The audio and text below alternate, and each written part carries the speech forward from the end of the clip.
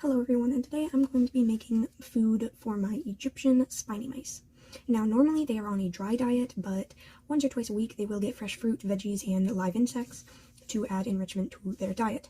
Their dry diet is homemade and full of tons of ingredients already, but this just adds an extra fun enrichment item.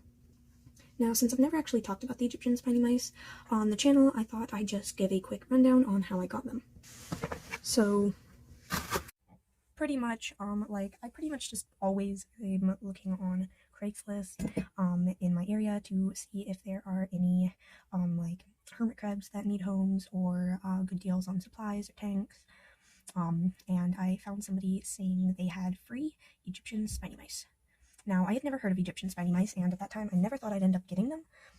But yeah, so I looked them up, tried to find out some about them, and I found out about some of their absolutely amazing abilities. Yeah, and I didn't even know it at the time, but they have way more to them. At the time, I just knew that they can drop their tails and regrow them, and they can regenerate their ears really quickly, which is interesting. So I thought, okay, I'm gonna look up some care things, see if I can find anything on their care, because I mean, if someone's selling them, there has to be something on them. And yeah, the only thing I could find was a really, really old, outdated video of them in a lab, like being tested on, and so that's not gonna help me. Yeah, and so I looked for them for sale just online to find out if this could just be a scam or something. And yeah, looking around, I found people across America, and the cheapest one I could find was $350 per mouse. You need at least to get 3. So yeah, I did not think that this was real, but I thought, all right, I've been looking for a rodent for a while. I've got a large 40-gallon enclosure. I've done research on gerbils, hamsters, and mice. Let me try one, or try and get one. And yeah, so I just responded back like normal, and I got a response. I asked for more pictures. The person just wouldn't give me any, so that was weird. And along with that, this is far away from my house. This is about 2 hours there, 2 hours back, so 4-hour drive total. Yeah, so pretty crazy. But okay, I mean, it's free. It's not like we're going to lose money if we don't end up getting one, aside from gas, but that's, I mean, part of it. Yeah, so we drove up there, and pretty much the person's reason for rehoming them was that she had recently had a baby and she couldn't care for them anymore. So yeah, we get to this person's house, and on the outside everything seems fine, and me and my mom go in because I don't do Craigslist pickups alone because it's just not safe. Yeah, we went in and found out some creepy things. The whole house was filled with rodents everywhere, both on the ground running freely and in cages. They were tightly packed, literally on top of each other. This was some sort of backyard breeding sort of situation. It was really, really horrible. There was a lot of exotic animals I'd never even heard of. And yeah, it was not good. But anyways, we went down in the basement, and there was even more creepy things. Same sort of thing, though. And then they had also bunnies and guinea pigs and stuff like that. Yeah, and then the weird thing was there was no signs of any kids. And then she had said that she had the baby 2 weeks recently.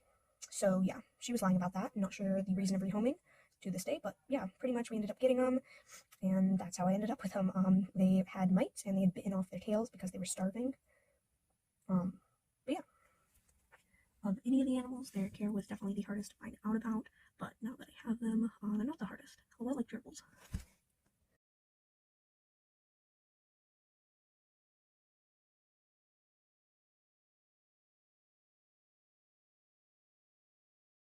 And don't worry, all the extra food was fed to my other animals or my feeder insects.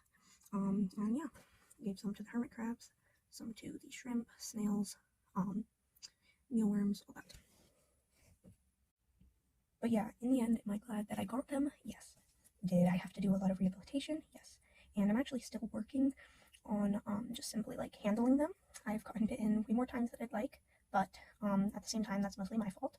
I'm not used to handling Egyptian spiny mice, or rodent in general, really.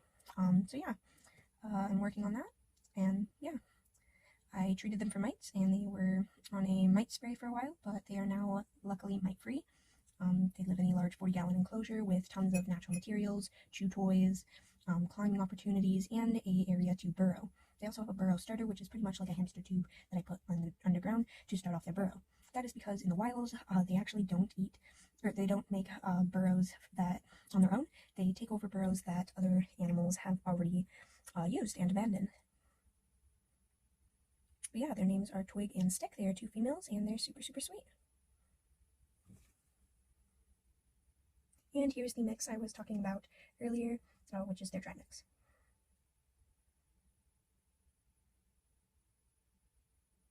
Star anise, mealworms, flowers, tons of stuff. This is formulated like you would formulate a gerbil diet and has the same nutritional effects. Here's their enclosure. Thanks for watching.